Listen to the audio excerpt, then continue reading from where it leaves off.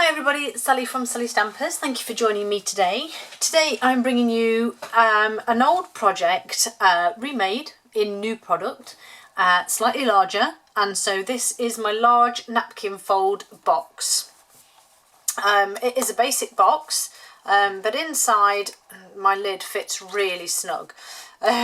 Inside it has a really pretty folded piece of DSP, there we go, that is folded up into what is classed as napkin fold, and then it just opens out here, and I've actually added a little bit of the DSP in the base of the box just for added decoration, and plus I didn't want to waste any, and as you can see I've also added some to the lid. It's a gorgeous project. I've made it in centimetres as well, but it is slightly bigger, so if I just put this one on for comparison, but I did have to use 12 by 12 DSP, or 30 centimetres by 30 centimetres, so it is quite significantly bigger. So if you want a bigger version you need to go with centimetres. As I say, the lids fit snugly, and that's just because of the way the DSP sits at the top. It's retired, so I tend to use retired stuff to make these, but again, exactly the same principle, but this one is just slightly larger. So again, if you wanted to do a larger version than mine, then, as I say, you need to use centimetres. And I think... so this box is slightly deeper, whereas this one is slightly narrower, but it is a fair bit bigger. But I like it, I still like it. So we're going to make the box base so that that can be doing its drying and stuff. The glue can be drying while we do this. So the base of your box needs to be... why have I got so much stuff everywhere? The base of your box is 8 inches by 8 inches, 21.5 by 21.5 centimetres, and we're going to score all of our sides at 2.25 inches. So it makes it quite a nice deep box. So that's that part. You know the rules by now. We're going to fold and burnish all of those score lines.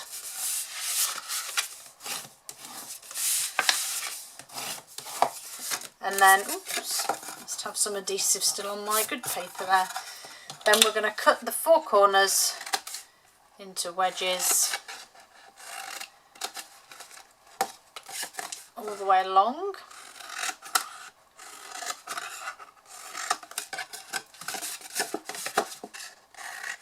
And then just add your adhesive.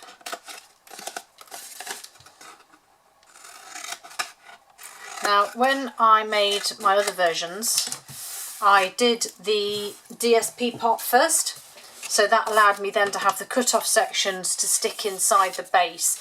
But obviously I haven't done it that way, but that's fine, because you will still have, you'll still be able to add them anyway.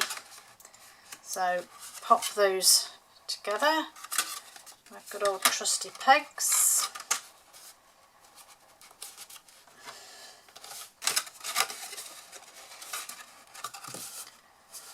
And then, as I said, we can pop this to one side, oops, to dry just whilst I do the DSP part. You may want to cut these down, your tabs down, just to save them overlapping on the inside. I'm not too concerned, but yeah, it is something that you can do if you need to. Okay, so super pretty DSP, which we are going to... so my sheet of DSP is 10 by 10. As I said, for the centimetres it's 30 by 30, so it is a little bit larger.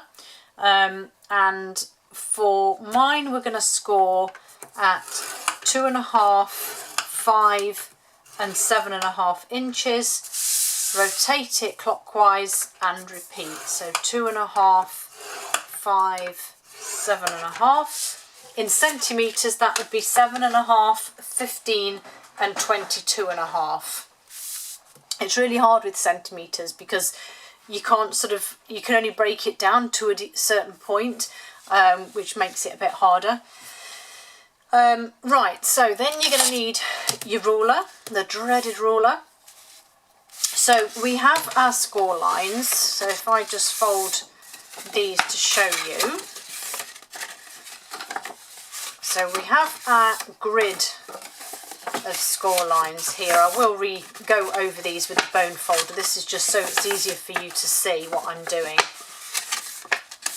So you've got your grid there of score lines.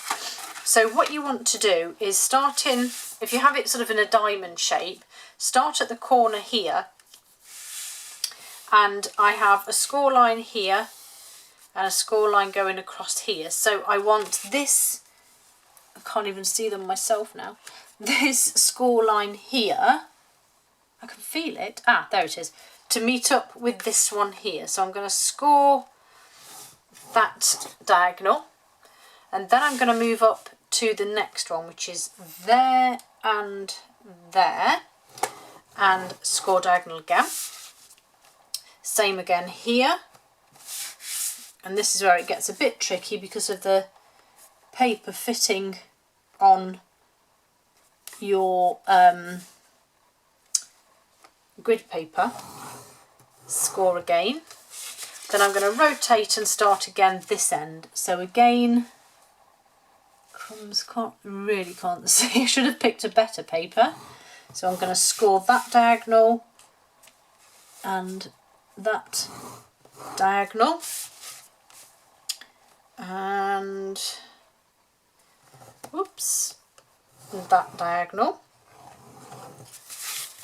and then I'm going to turn it again and repeat again. So you will in effect have the grid and then your angles all the way across in both directions from both sides.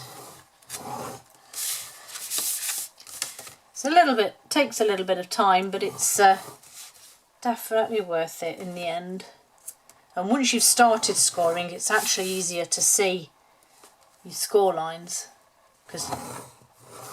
Okay, so my ruler won't fit now from corner to corner here. So instead, move that out of the way, I'm just going to fold, there you go, you can see that lots better here. So I'm going to fold this one up to this corner here, and then I can use my bone folder to do that corner, and then I'm just going to work my way back down to the point on this one.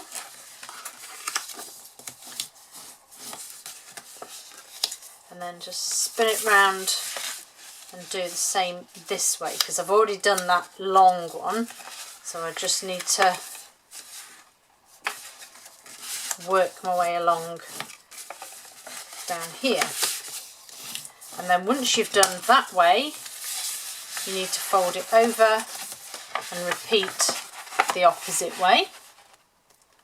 So again, just matching those points up, and then fold your paper, and again work your way along those diagonals exactly the same. Fold and burnish all of them. Oh joy, the cat's here now. Is that right? No, it's there. There we go. Couldn't quite see that one then. And then this one here, and then the last one here, and then again I'm just going to very quickly bone fold, burnish these last straight ones if you like. So you're just going to go over every single score line till you feel like the paper's actually not worth anything. And if you can see now, it's got lots of diamonds and all manner of shapes on it. Okay, so now we need to do some cutting. So I'll turn it back over. I'll tell you what I'll do. I have got a template here which will make life a lot easier. So if you look for your centre point here, then you will find you've got an outer square that's there, okay? If you look, you can't see any more vertical or horizontal score lines until you get to this larger square. So you want to have the larger square. So in fact, let me tuck those under. So this is the larger square that you're looking for in the middle, okay? And then as you can see, I then have these almost like tab effects coming off the side. So what you then, I don't even know what that noise was then. So what you're looking at here now is the fact that these four corners will be cut off completely.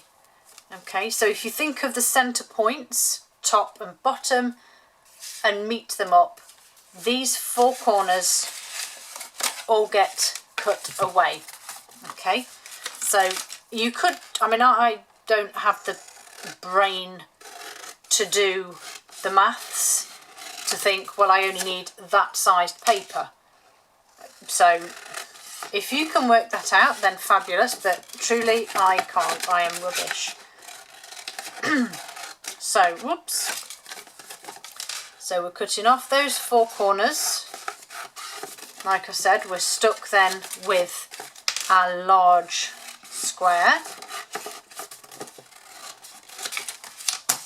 And this is where my corners came from decorating. So I'm going to pop them to one side.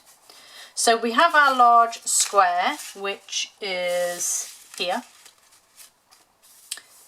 So again, now you can see all I need to do here is trim off these corners.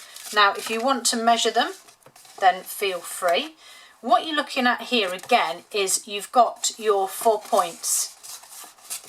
Okay, so your 4 points is what you're looking at, and you're trimming the excess off here. Okay, so I sort of looked, because you've got a score line in the centre, I worked half of that, if that makes sense. So I'm literally going halfway through that square across to the other one. And I repeat that all the way around.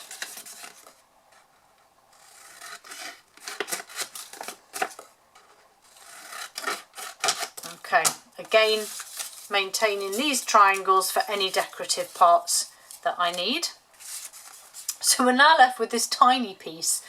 And all you're simply going to do is, and I don't know why I didn't figure this out before, I watched one of my older videos just to refresh my memory, and I'd got my paper snips, piercing a hole, cutting, well no, just fold it in half, don't worry too much about that, fold it in half, and you cut in from the folded edge, so from the folded edge here, up, right up to that tiny little bit we've got left. Then we're going to open it out, fold it the opposite way, so you've now got the piece you've cut at the bottom, and we're going to cut up this one to that join, and that will give you your square. Crazy, isn't it? Right, now this is where the fun begins. So box base, this will now sit on your box, and these bits you've just cut become the bits that sit inside your box to be adhered. I'm not quite sure why that's not sat straight, but anyway, but these sit inside your box like so. So open it back out, fold these all down. I'm going to add adhesive to these 4 triangles that I've cut here. And then back over onto my box. If you do 2 at a time, it makes sure it's lined up. Back in with my trusty pegs to hold those bits down.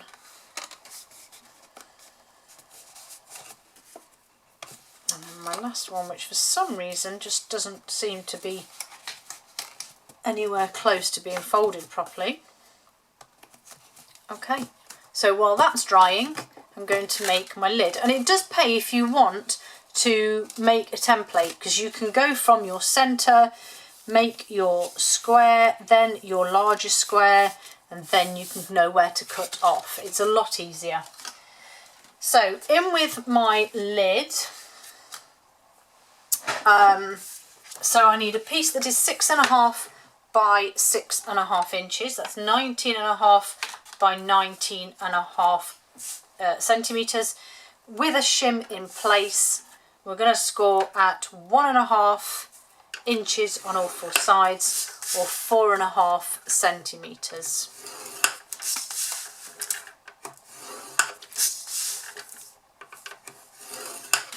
Okay, get rid of that. Fold and burnish. And then obviously we can decorate this one before we adhere it up, which is always helpful. Cut those corners again with those wedges.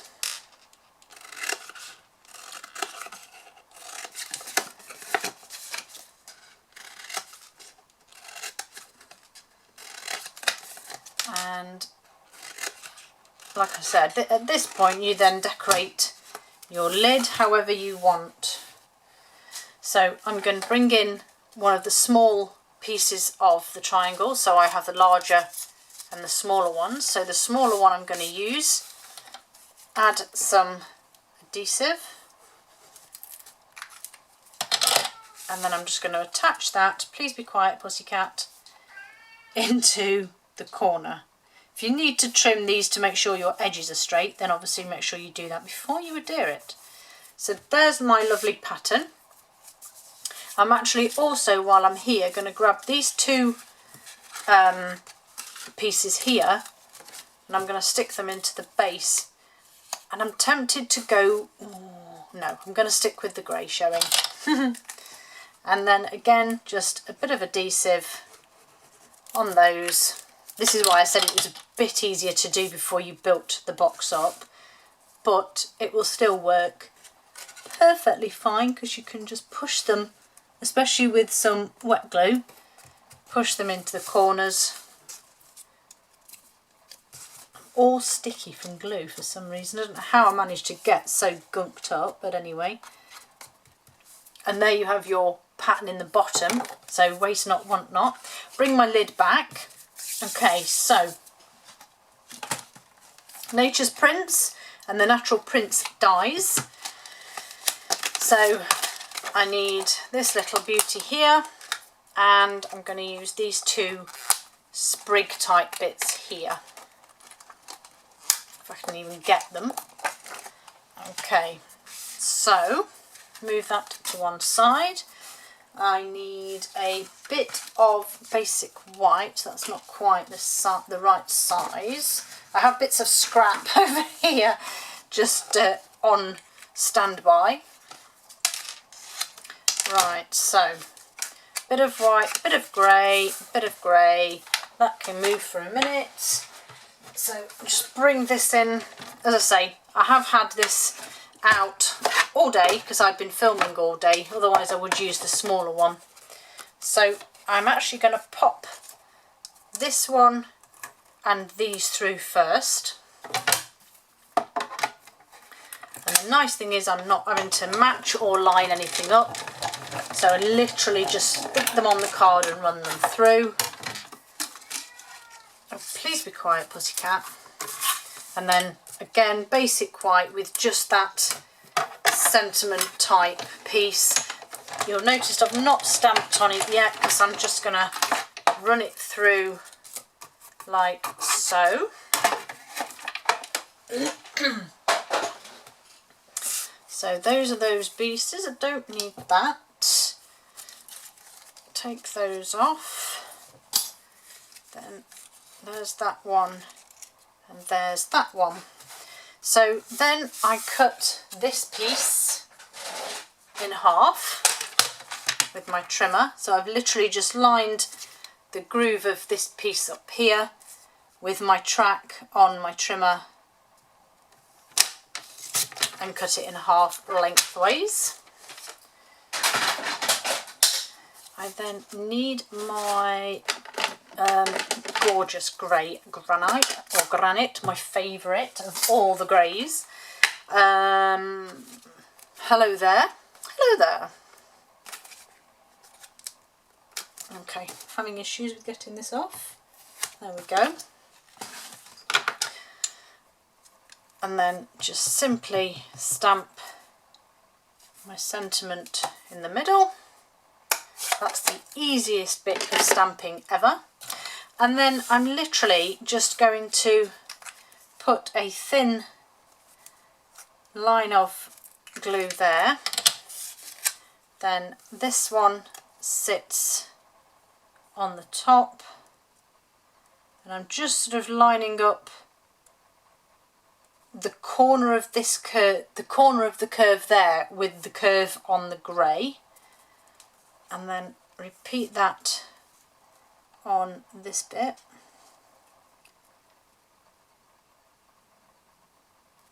There we go, so I'm happy with that, and it just sort of borders that, which I think is really pretty. Oops, she says, sticking it and throwing it. Right, so bring this in.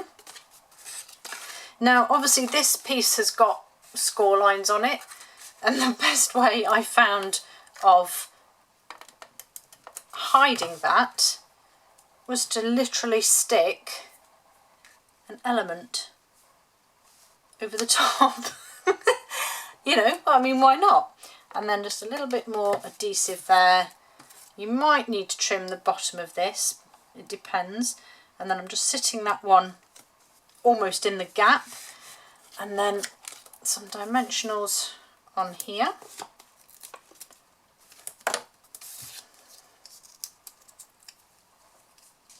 And that will now just sit nicely over there. Some of the basic rhinestones, which I adore too. I had to refrain from using the iridescent because I just thought, come on now, stick with basic, because how many times have you used those iridescents? So yes, so that's that done. And then I'm going to glue this up.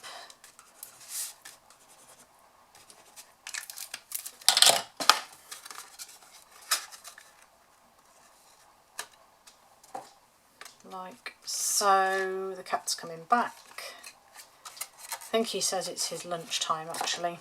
He's going to have to just wait a moment. I can't feed you for a minute, cat. You have to wait. His name is Mr. Jingles. Now unfortunately he's not named after the mouse on the Green Mile. My son named him when he was, crikey, 6 or 7 maybe. So, but yes, this cat is now 15 and annoying. Very grumpy. Right, so pop my lid to one side. Let's work our magic with this. So what you need to do now then is, working with two sides to begin with is easier. So you're going to bring them up together. You need to fold this bit back over because it might have gone the opposite way if you've put pegs or clips on. Quiet please. Yes, I know. And you're going to fold it down, and it almost does it by itself. As you fold it down, these two side bits here fold over and come together, and this corner simply presses down.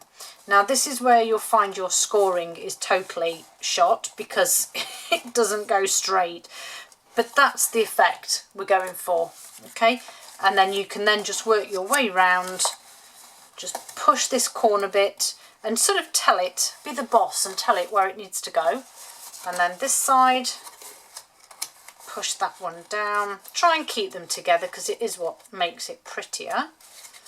But if your paper's totally messed up like mine is in that corner, you won't do it. There we go.